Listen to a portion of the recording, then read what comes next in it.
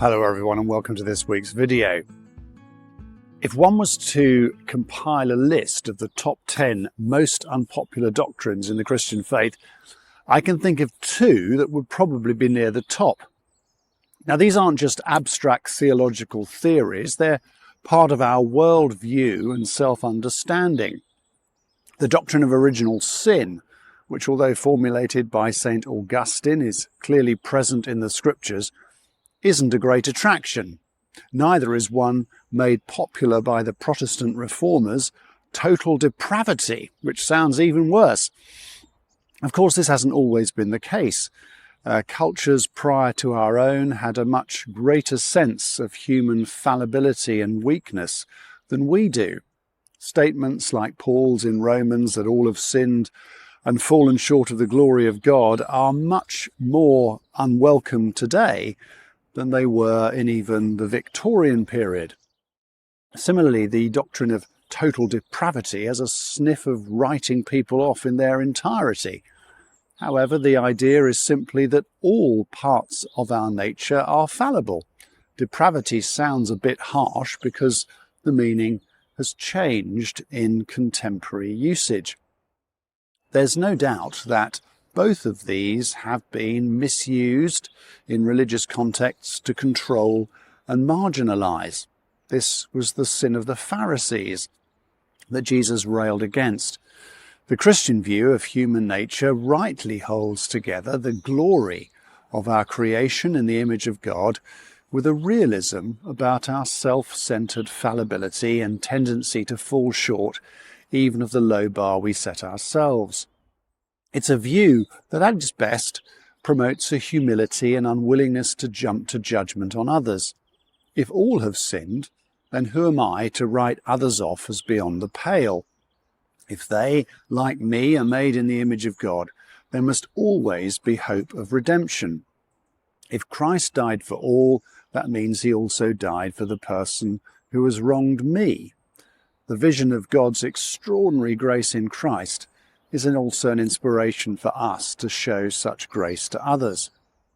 As our society has become more secular, a different understanding of human nature has come to the fore.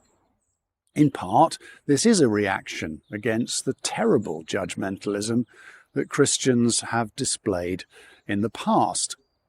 Ideas of sin and total depravity have gone out of the window to be replaced by a boundless optimism of human potential.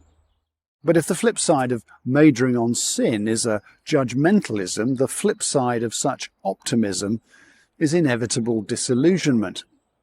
Someone once said that if the story of the fall in Genesis 3 wasn't there, we would have had to invent it. Despite the carnage of the last century as largely secular totalitarianism slogged it out, destroying millions of lives in their pursuit of a utopian vision, there's still a touching faith that if you apply enough education or money or technology at a problem, it can be fixed. Secular social commentators 20 years ago found the advent of ISIS almost incomprehensible. One could understand a revolutionary movement arising in response to injustice, led by people seeking their due. But ISIS was led by well-educated, financially well-off people from stable family backgrounds. This was a brutality driven by ideology, an ideology that had its own utopian vision, driven by an unshakable confidence they were right. On a smaller scale, such optimism finds its expression strangely in cancel culture. There's a quote erroneously attributed to Mark Twain: "When I was a boy of 14, my father was so ignorant I could hardly stand to have the old man around. But when I got to be 21, I was astonished at how much he had learned in 7 years." Now I well remember my own arrogance of youth. But cancel culture takes it one stage further, seemingly assuming that we can have such confidence in our own rightness that no one with a contrary view should be allowed airtime.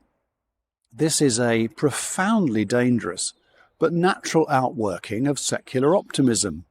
The doctrines of original sin and total depravity, rightly applied, foster a humility and openness to others. Alexander Solzhenitsyn reminded us that the line between good and evil runs through every human heart. If you lose those ideas, there is no obvious counter to the use of power to get your own way. The strange paradox is that the loss of ideas of sin in contemporary culture has made us more judgmental and intolerant, not less.